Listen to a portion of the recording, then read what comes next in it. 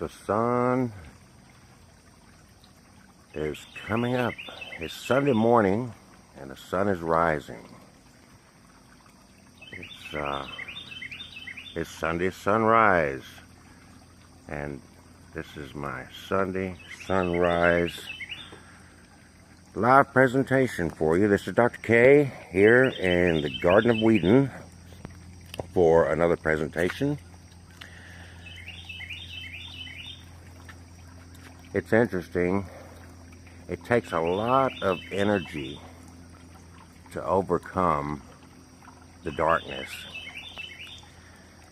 When that big ball of fire we call the sun, which has tremendous energy, if we were much closer to it, we would be toast. And then when the earth rotates and that sun is behind us, it is, wow, it's dark. If it wasn't for the ambient light and some stars and the moon, which the moon is simply reflecting, of course, what the sun beams upon its surface and bounces back toward us. And those stars are far, far away, and they're full of energy. And of course, the cloud coverage blocks all that off. If it wasn't for ambient light and electricity and batteries, we would be in total darkness. If you've ever been in a cave, deep into a cave, and you take a tour, normally get to a certain point in the cave and they'll tell you to turn everything off, and they turn off the lights to show you what pitch black really is. It takes a lot of energy to overcome the darkness. Darkness seems to be the natural state. Without all that energy to overcome it, it would be a very dark universe. No one is coming to save you. Nobody. There's no revolution on the horizon. There's no party. There's no grand idea that will finally awaken humanity to its potential and free us from our chains. There's no vagabond, no purpose, no secret method we can use to magically make the powerful resign themselves to the fate of ordinary existence. There have been pretenders. There are priests and pimps and false gods that call you to worship them. They'll give you immortal sciences and identities. They'll assure you if just enough people donned the uniform or spoke the right words, everything would be okay. There are,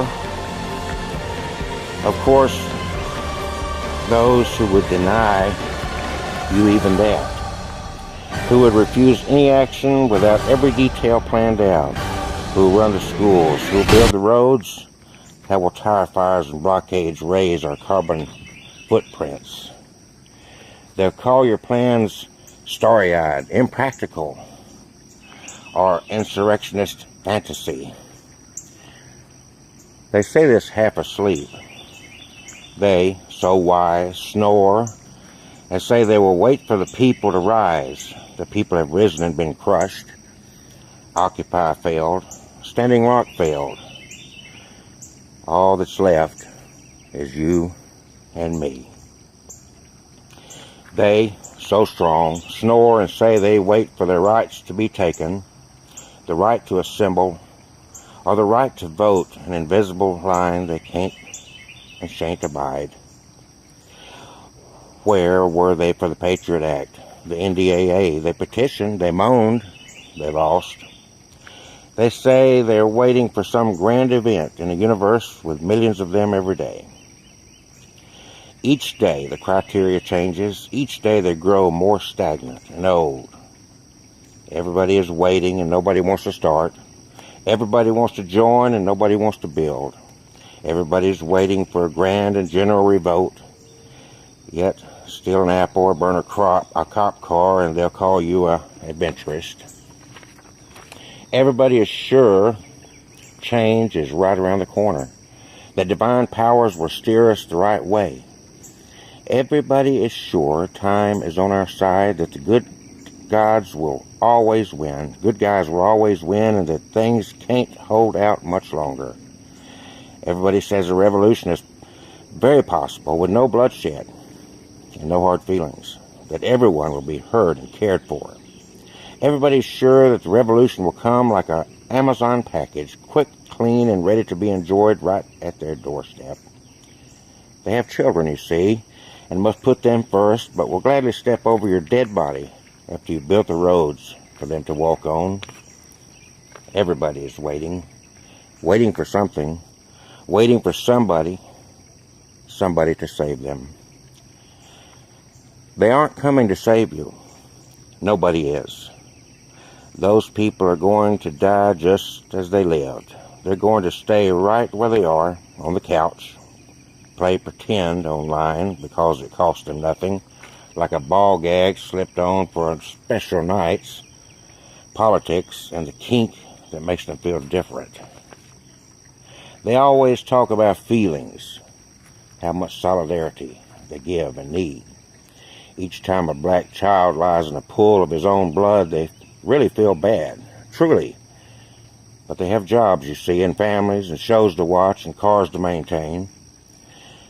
They'll hurt for you when you lose your job.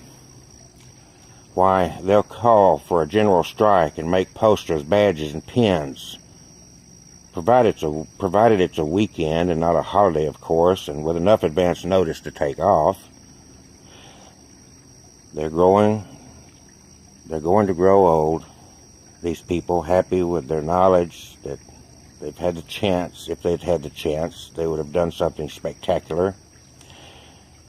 They'll have fun little funerals, not sad ones, where mediocre lives will be celebrated by talking about how brave they were and how hard they fought for freedom. Who is never mentioned, and how and where politely discussed.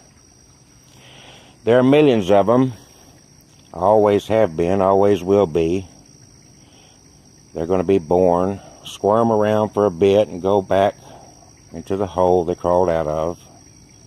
They look to be led, watch to see what they can join, and wait patiently for someone to shove food into their mouths and help them chew. Will you wait for them? Will you wait for the same people who prefer for you to suffer and you to die so that they can play risk-free? Will you wait for the people who will not lift a finger to aid you until they get in trouble and all the hiccups have been worked out? Will you wait and draw up plans to convince those who need convincing, who won't move an inch until we're sure how many trees will be planted at every school that is suddenly free for the deaf and the blind? Will you wait for the people who call your actions a sin as they pray in front of police batons? We wait for the entire planet to agree to an idea, a monumental event that would be the first in our history. Are you prepared? Are you prepared to die just as they will, surrounded by cheap party favors and even cheaper music as your friends sing hymns in a banal existence? Or will you act? Don't mistake me for a fool. I hope you aren't one either. I don't want to die, and I don't want to go to jail. I have no use for being a martyr because I want to be free, just like you do. But if you are prepared to act, to put aside the arguments and truly build, then perhaps we have a chance. You and I. I'm done talking about them. What if we focused on getting free? What if we built the structures we needed to do so? What if instead of arguing about hairstyles or flag colors, we argued about crops to plant? What if we made a union, a gang devoted to getting free? What if we stopped arguing online and set about becoming real? The kind of people that can hide each other from the police and offer a safe place to stay.